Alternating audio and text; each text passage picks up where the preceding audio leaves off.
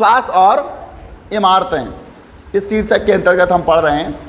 तो इसमें महात्मा बुद्ध के जो विषय थे वो किस प्रकार तैयार किए जाते थे, उनके ग्रंथ, और संरक्षित कैसे रहे वो। वास्तविकता यदि देखी जाए तो महात्मा बुद्ध और महावीर स्वामी ये दो शिक्षक थे, और ये घूम घूम करके भ्रमण करने के गांव-गांव जा कर के लोगों को शिक्षित करते थे उनके कर्तव्यों के प्रति, उनके धर्म के प्रति, उनके क्या आचरण होना चाहिए, किस प्रकार उनका जीवन होना चाहिए, इस प्रकार से वो उनको संरक्षित करते थे, शिक्षित करते थे। तो महात्मा बुद्ध जब भी किसी गांव में जाते थे, जो उपदेश देते थे, जो शिक्षाएं देते थे, जो प्रवचन करते थे, इनको युवक, स्त्रियां, पुरुष, बच्चे और वृद्ध सभी ग्रहण करते थे, सुनते थे। महात्मा बुद्ध ने अपने जीवन काल में कभी भी कोई ग्रंथ नहीं लिखा। जो महात्मा बुद्ध के ग्रंथ हैं, उन्होंने कभी कोई ग्रंथ नहीं लिखा। वो केवल मौखिक रूप से लोगों को शिक्षित करते थे, किंतु उनके अनुयायी या अनुसरण करने वाले जो उनकी शिक्षाओं को अपना लेते थे, उनको बाद में वो लिपिबद्ध कर देते थे। पांडुलिपियों के माध्यम से उनको लिख देते थे, और लिखने के बाद वो बन गए ग्रंथ। और ग्रंथों की यदि बात की जाए तो उनके 3 मुख्य ग्रंथ रहे हैं: सुत्त पिटक, विनय पिटक, अभिधम्म पिटक।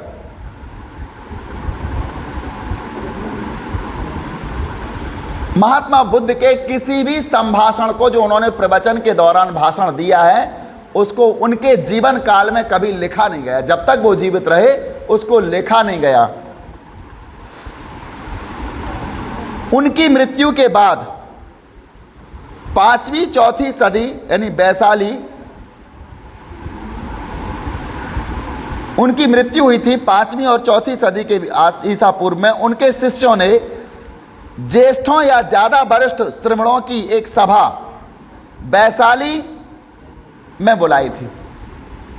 यानी उनके जो शिष्य थे, उन शिष्यों ने ज्येष्ठों, ज्येष्ठ कहते बड़े लोगों से, अपन से जो बड़े होते आयु में, उनको ज्येष्ठ कहा जाता है। ज्येष्ठों या ज़्यादा वरिष्ठ, जो ज़्यादा वरिष्ठ श्रमणों जो उनको सुनते थे, या एक और भी जो ऐसे लोग थे जिनको महात्मा बुद्ध के बारे में अनुभव था, उनको वैशाली में इकट्ठा किया और एक सभा बुलाई।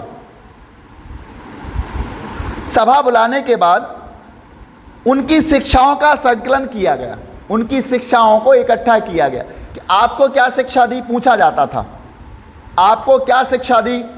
सबसे जब पूछा गया तो 3 प्रकार की टोकरियां रखी गई।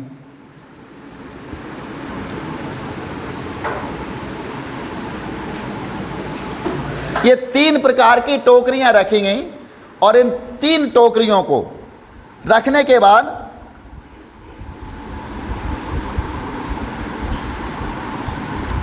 इन तीनों टोकरियों में जो भी विचार आए, लोगों से उनके विचार मांगे, आपको क्या शिक्षा दी, उनकी शिक्षाओं को वर्गीकृत करके अलग अलग टोकरियों में रखा गया। अलग अलग टोकरियों में जब रखा गया उनकी शिक्षाओं को, तो ये तीनों ही क्या कहलाएं, त्रिपिटक। इसको बंद कर दो थोड़ा।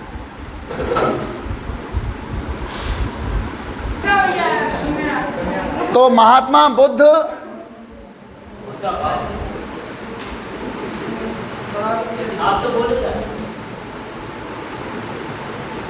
के जीवन समाप्त होने के बाद उनके शिष्यों ने वैशाली बिहार में एक सभा बुलाई, जिसमें वरिष्ठ जनों को, ज्येष्ठ को और श्रमण जो उनकी कथाओं को सुनते थे, उनके अनुयायी थे या उनके बारे में जिनको ज़्यादा अनुभव थे, उन सब लोगों को इकट्ठा करके महात्मा बुद्ध के विषय में जानकारी हासिल की कि क्या शिक्षा देते थे वो आपको। और सब लोगों से जो जानकारी ली वो मौखिक जानकारी थी। मौखिक जानकारी ली पहले, क्योंकि ऐसे और ओरली प्रश्न पूछे और जवाब भी ओरली मिल गया उनको। फिर इन प्रश्नों के जो उत्तर थे, इन उत्तरों को लेखनीबद्ध या लिपिबद्ध किया गया, उन्हें फिर लिखा गया। लिखने के बाद उनकी आकार, साइज और विषय वस्तु के आधार पर 3 टोकरियों में बांटा गया। त्रिपिटक, त्रिपिटक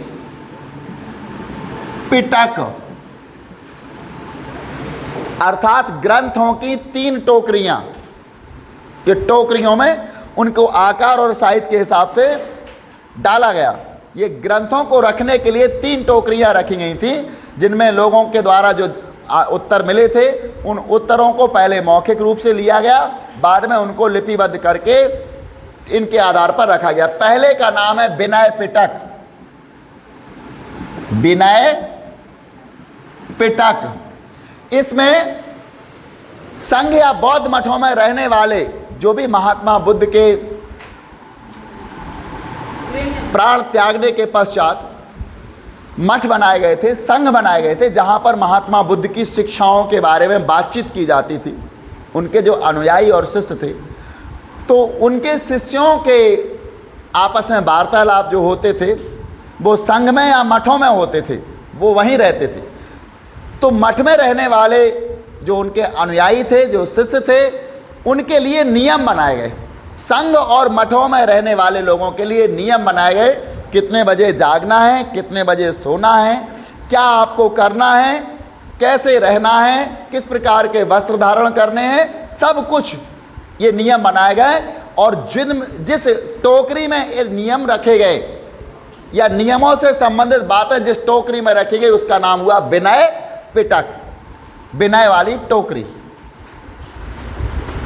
तो एक टोकरी तैयार हो गई। दूसरी है सुत्त पिटक। सुत्त पिटक का मतलब है महात्मा बुद्ध की शिक्षाओं को, जो महात्मा बुद्ध ने लोगों को उपदेश दिए, शिक्षाएं दी, वो कौन से टोकरी में रखे गए? सुत्त पिटक में। और तीसरी टोकरी थी अभिधम्म पिटक। इसमें महात्मा बुद्ध के दर्शन से जुड़ी हुई जो भी विषय थे, वो इसमें रखे गए। तीनों को इकट्ठा कर दिया तो ये बन गए 1, 2, 3, और तीनों को इकट्ठा कर दिया तो बन गए त्रिपिटक। हम ध्यान रखेंगे, विनय पिटक, सुत्त पिटक और अभिधम्म पिटक, इन तीनों को त्रिपिटक कहा जाता है। प्रश्न यदि आता है त्रिपिटक क्या है, तो महात्मा बुद्ध के ग्रंथ या महात्मा बुद्ध की शिक्षाओं को इकट्ठा करने के लिए 3 प्रकार की टोकरियां रखी गई थी, और इन तीनों टोकरियों के संयुक्त रूप को त्रिपिटक कहा जाता है। इसमें विनय पिटक, सुत्त पिटक और अभिधम्म पिटक। विनय पिटक में संघ और मठों में रहने वाले लोगों के लिए नियमों को रखा गया था, उनके लिए नियम निश्चित किए गए थे।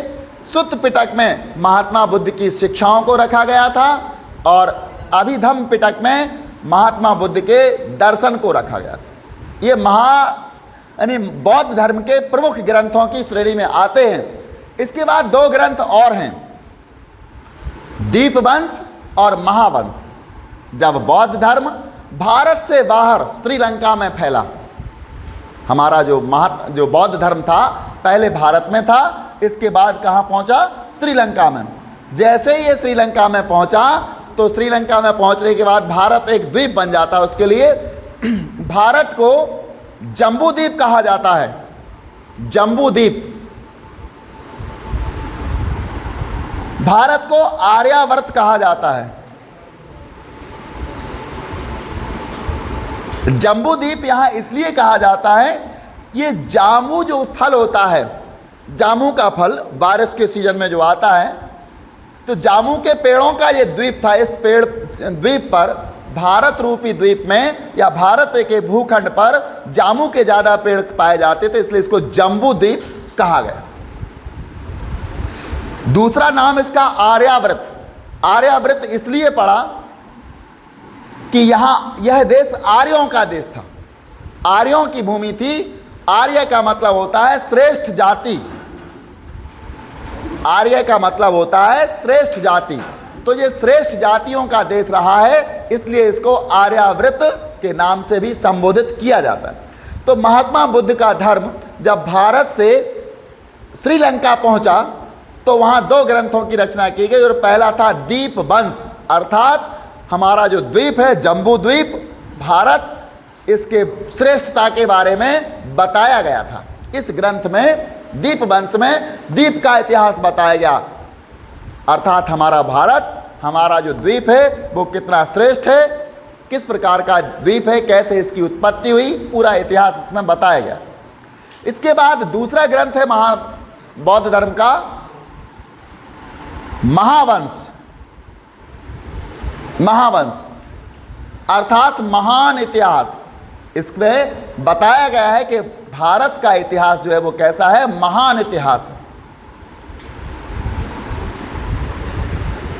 ये दोनों ग्रंथ या सुत्त पिटक, विनय पिटक, अभिधम्म पिटक और दीपवंश और महावंश, ये 5 ग्रंथ हो गए बौद्ध धर्म के।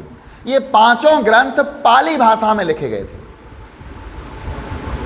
पाली भाषा में 5 ग्रंथों की रचना हुई थी और बाद में कालांतर में इनको संस्कृत में भी लिखा गया है। तो हमारा जो शीर्षक है बौद्ध ग्रंथों को कैसे तैयार किया गया और बौद्ध ग्रंथों का संरक्षण भी किस प्रकार किया जाता था, तो हम समझ में आ गया। त्रिपिटक कैसे तैयार किए गए, समझ में आया। त्रिपिटक महात्मा बुद्ध के शिष्यों ने ज्येष्ठों को और वरिष्ठ श्रमणों को की एक सभा वैशाली में बुलाई थी और उनसे महात्मा बुद्ध के जीवन के बारे में, शिक्षा के बारे में, नियमों के बारे में बातचीत हुई, पूछा उनसे, और उनने जो उत्तर दिया उसको पहले मौखिक रूप से, बाद में इसको लिपिबद्ध करके 3 प्रकार की टोकरियों में रखा गया। इनको आकार, इनकी विस्तार और इनके विषय के आधार पर 3 प्रकार की टोकरियों में वर्गीकृत किया गया, विनय पिटक, सुत्त पिटक और अभिधम्म पिटक। और इस प्रकार से ये तीनों पिटक मिलकर त्रिपिटक बने। महान दीपवंश और महान वंश ये 2 ग्रंथ इनके और थे। जब इनका धर्म, महात्मा बुद्ध का धर्म यानी यह बौद्ध धर्म जब भारत से बाहर श्रीलंका पहुंचा तो वहाँ इस द्वीप की इतिहास के बारे में वहाँ बताया गया। इस ग्रंथ में भारत द्वीप के इतिहास का वर्णन है। इसके बाद आता है महावंश अर्थात महान इतिहास, हमारे देश का इतिहास महान है, इसके बारे में भी इसमें वर्णन मिलता है। और ये किस भाषा में लिखे गए थे, पाली भाषा में लिखे गए थे, बाद में इन्हें संस्कृत में भी लिखा गया। यहाँ तक कोई समस्या किसी को? जब बौद्ध धर्म पूर्व एशिया में फैला तब फासियन पूर्वी एशिया की तरफ पहुंचा। तो यहाँ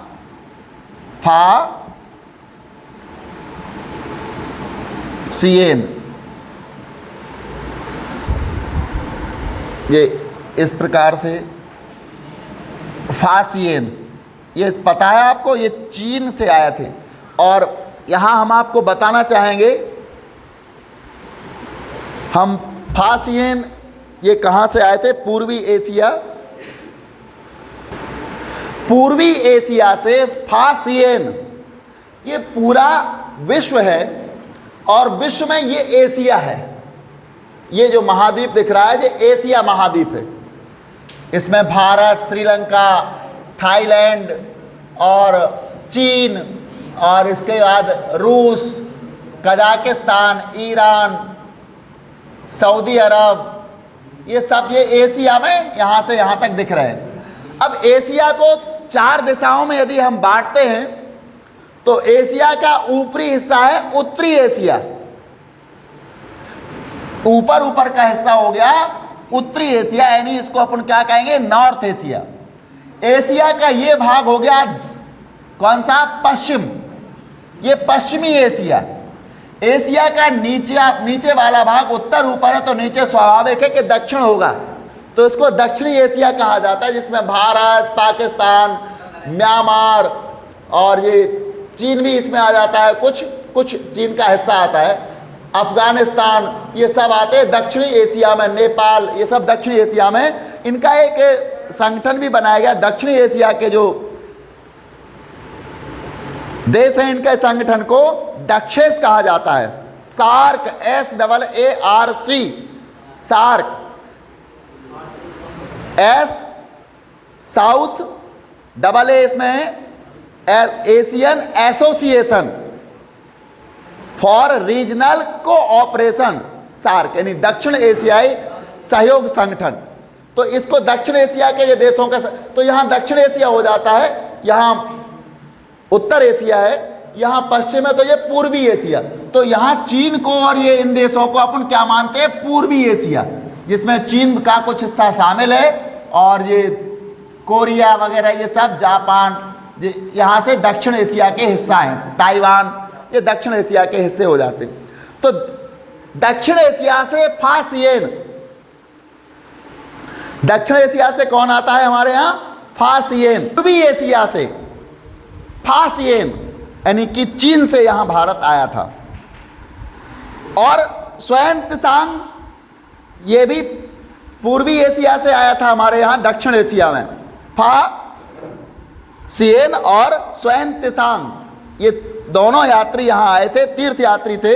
इन्होंने बौद्ध ग्रंथों की खोज में चीन से ये भारत आए थे और ये पुस्तकें वे अपने देश ले गए जहां विद्वानों ने इनका अनुवाद किया। कौन कौन सी पुस्तकें ले गए ये, विनय पिटक, सुत्त पिटक, अभिधम पिटक, दीपवंश और महावंश, इन पुस्तकों की कॉपियां वो अपने यहाँ ले गए जहां उन्होंने इसका अनुवाद अपनी भाषा में किया। महात्मा बुद्ध के धर्म का प्रचार प्रसार अब चीन तक हो गया था। यहाँ इन्होंने अपने जो हमारे यहाँ के जो ग्रंथ थे पाली और संस्कृत भाषा में लिखे गए थे, इसका उन्होंने अपने यहाँ की भाषा में अनुवाद किया, ट्रांसलेट किया। हिंदुस्तान के बौद्ध शिक्षक भी दूर दराज के देशों में गए। बुद्ध की शिक्षाओं का प्रसार करने के लिए वे कई पुस्तकें भी अपने साथ ले गए। कई सदियों तक ये पांडुलिपियाँ एशिया के भिन्न भिन्न इलाकों में स्थित बौद्ध विहारों में संरक्षित थीं। अर्थात बौद्ध ग्रंथ जो थे, पांडुलिपियाँ या बौद्ध ग्रंथ जो थे पाली और संस्कृत भाषा में, एशिया के यानी पूरी एशिया को ले लिया जाए तो जहां जहां बौद्ध धर्म फैला वहां बौद्ध विहार या बौद्ध मठों में ये संरक्षित रूप से रखे गए थे।